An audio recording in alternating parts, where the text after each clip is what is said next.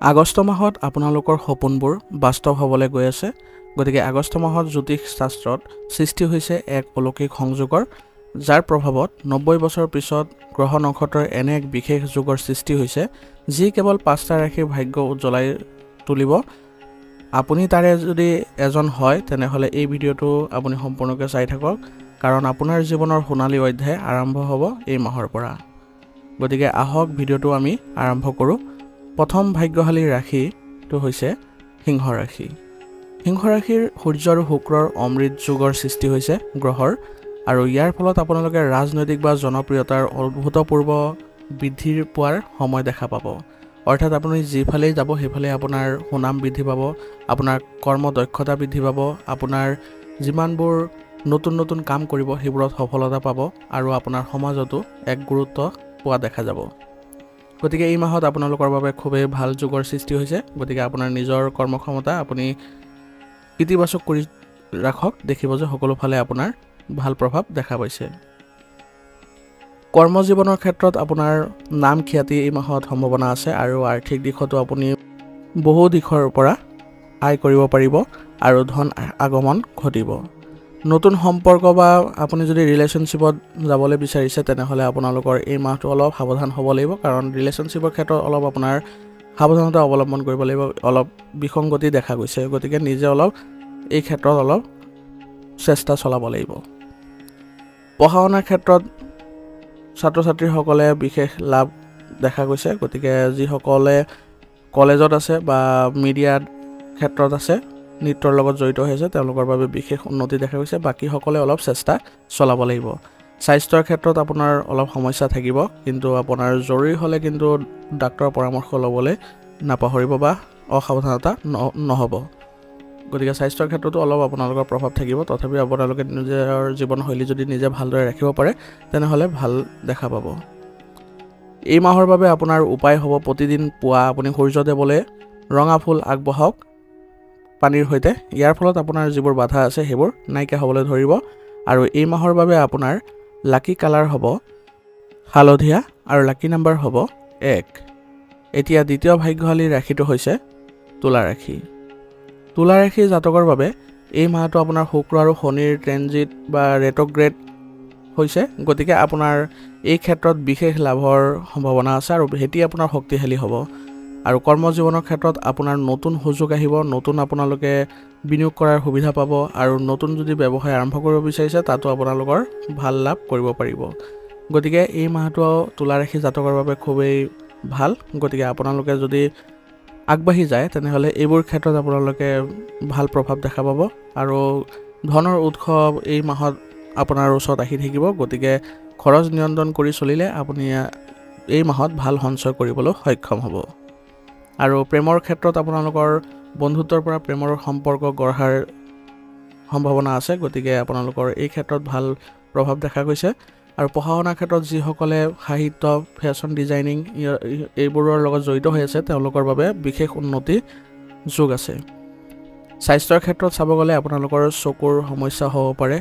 আৰু আপোনালোকৰ কিছু সংক্ৰমণ আদিৰ জড়িত যেনেকুৱা ৰোগ হয় সেনেকুৱা ৰোগৰ সম্ভাৱনা আছে। গতিকে এইবোৰ ক্ষেত্ৰত অলপ সতৰ্ক হ'ব, আৰু ৰোগ প্ৰতিৰোধ ক্ষমতা শক্তিশালী কৰি ৰাখিবলৈ যত্ন কৰিব। এই মাহৰ বাবে আপোনাৰ উপায় হ'ব, শুক্ৰবাৰে আপুনি ৰঙা কাপোৰত চেনি বান্ধি নদীত পেলাব। ইয়াৰ দ্বাৰা আপোনাৰ যিবোৰ বেয়া প্ৰভাৱ আছে সেইবোৰ নাইকিয়া হ'বলৈ ধৰিব। গতিকে এই মাহৰ বাবে আপোনাৰ লাকি কালাৰ হ'ব নীলা, আৰু লাকি নাম্বাৰ হ'ব 6। এতিয়া তৃতীয় ভাগ্যশালী ৰাশিটো হৈছে মেষ ৰাশি। মেষ ৰাশি জাতকৰ বাবে এই মাহত আপোনাৰ মংগল আৰু বৃহস্পতিৰ বিশেষ দৃষ্টিৰ সৃষ্টি হৈছে। সিহঁতে তৃতীয় ঘৰত থাকিব আপোনাৰ। ইয়াৰ ফলত আপোনাৰ ব্যৱসায়ত পৰিৱৰ্তন ঘটিব, আৰু বিদেশৰ পৰাও লাভ হ'ব। নতুন কামৰ আপুনি আগবাঢ়িব পাৰিব, আৰু নতুন কামৰ পৰা বিভিন্ন ধৰণৰ আপোনালোকে নতুন আয়ৰ উৎস সৃষ্টি কৰিব পাৰিব। আৰু লগতে আপোনালোকৰ কোনো যদি গোপন শত্ৰু আছে তেনেহ'লে তেওঁলোক এই মাহত পৰাস্ত হ'ব, কাৰণ আপোনাৰ ওচৰত তেওঁলোকে কোনো ধৰণৰ ক্ষতি কৰিব নোৱাৰে। আৰু আপোনাৰ এই মাহত কৰ্মক্ষেত্ৰত প্ৰশংসা আৰু পদোন্নতিৰো সুযোগ আছে, বা চাকৰি বদলিৰো সম্ভাৱনা আছে। গতিকে এই মাহত আপোনালোকৰ কৰ্মক্ষেত্ৰত বিশেষ ভাল কিছুমান লক্ষণ দেখা গৈছে গতিকে আপুনি আগবাঢ়ি যাওক আপুনি নিশ্চয় এইবোৰ ক্ষেত্ৰত সফলতা অৰ্জন কৰিব আৰু আপুনি ব্যৱসায়িক ক্ষেত্ৰতো উন্নতি কৰিব পাৰিব আৰু যিসকল চাকৰি কৰি আছে তেওঁলোকৰ বাবে মানসিক সুখ শান্তি লাভ কৰা দিন হ'ব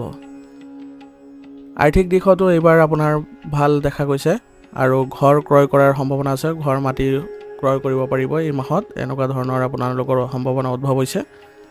বিবাহৰ যোগাযোগ থাকিব যিসকল অবিবাহিত আছে আৰু নতুন সম্পৰ্ক গঢ়াৰ ক্ষেত্ৰত আপোনালোকে অলপ সতৰ্ক হ'ব লাগিব কাৰণ আপোনালোকৰ সংগীৰ বাছনি অলপ আপোনাৰ কাৰণে ক্ষতিকাৰক হ'ব পাৰে বা আপোনাৰ কাৰণে অলপ বেয়া হ'ব পাৰে গতিকে এইবোৰ ক্ষেত্ৰত অলপ সতৰ্ক হৈ আপুনি বাছনি কৰিবলৈ চেষ্টা কৰিব পঢ়া শুনাৰ ক্ষেত্ৰত উচ্চ শিক্ষাৰ সুযোগ আছে ছাত্ৰ ছাত্ৰীসকলৰ আৰু লগতে স্কলাৰশ্বিপ আদি পোৱাৰো সম্ভাৱনা আছে গতিকে আপোনালোকে সুযোগ পোৱাৰ সম্ভাৱনা আছে স্বাস্থ্যৰ ক্ষেত্ৰত আপোনালোকে সাৱধানতা ল'ব লাগিব আৰু আপোনালোকৰ বিশেষ একো স্বাস্থ্যত প্ৰভাৱ দেখা পোৱা নাই তথাপিও আপোনালোকে অলপ সতৰ্ক হৈ চলিলে ভাল আৰু হাঁহি ধেমালিৰে আপোনালোকে ভাল স্বাস্থ্যৰ গৰাকী হ'ব পাৰিব গতিকে সদায় হাঁহি থাকক আৰু মন ভাল কৰি ৰাখক আৰু মানসিক স্বাস্থ্য সদায় যত্ন ল'ব যাতে আপোনালোকে সুখী হৈ থাকিব পাৰে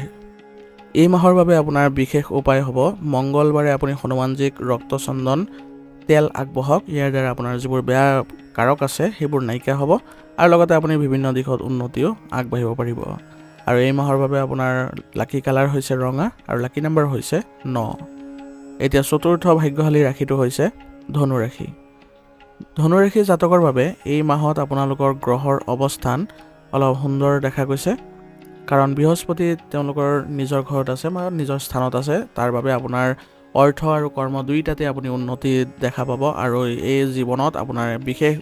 আপোনাৰ প্ৰভাৱ পেলাব যাৰ দ্বাৰা আপুনি উন্নতিৰ আগত যাব পাৰিব চৰকাৰী চাকৰিত যিসকলে আছে তেওঁলোকৰ জয়লাভ হ'ব তেওঁলোকৰ বিভিন্ন দিশত তেওঁলোকে ভাল সুবিধা পাব বদলিৰ কাৰণে পূৰ্ণ সম্ভাৱনা আছে তেওঁলোকৰ নিজৰ পছন্দৰ ঠাইলৈ যাব পাৰিব পদোন্নতিৰ সম্ভাৱনা আছে দৰমহা বৃদ্ধিৰো সম্ভাৱনা থাকিব গতিকে আপোনালোকে এই মাহৰ পৰাই আপোনাৰ কৰ্মক্ষেত্ৰ ভাল প্ৰভাৱ দেখা পাব আৰু যিসকলে ব্যৱসায়িক ক্ষেত্ৰত আছে তেওঁলোকৰ বাবে দীৰ্ঘ বিনিয়োগবোৰ ভাল হ'ব আৰু ব্যৱসায়ত উন্নতি দেখা পাব আৰু যদি নতুন ব্যৱসায়ৰ কাৰণে চিন্তা চৰ্চা কৰিছে সেইবোৰতো ফলদায়ক হ'ব কিন্তু অলপ আপোনালোকৰ গাইডেন্সৰ জৰিয়তে যদি এইবোৰ কৰে তেতিয়াহ'লে আৰু অধিক ভাল ফলাফল দেখা পাব আৰু আৰ্থিক দিশত আপোনালোকৰ ভাল দেখা গৈছে আপোনাৰ যিবোৰ আয়ৰ উৎস আছে সেইবোৰৰ সৈতে ভাল যোগাযোগ ৰাখিলে আপোনালোকৰ এই দিশত উন্নতি দেখা পাব সম্পৰ্ক আপোনালোকৰ সুন্দৰ হ'ব আৰু প্ৰেমৰ সম্পৰ্কত আপোনালোকৰ ঘনিষ্ঠতা বৃদ্ধি পোৱা দেখা যাব আৰু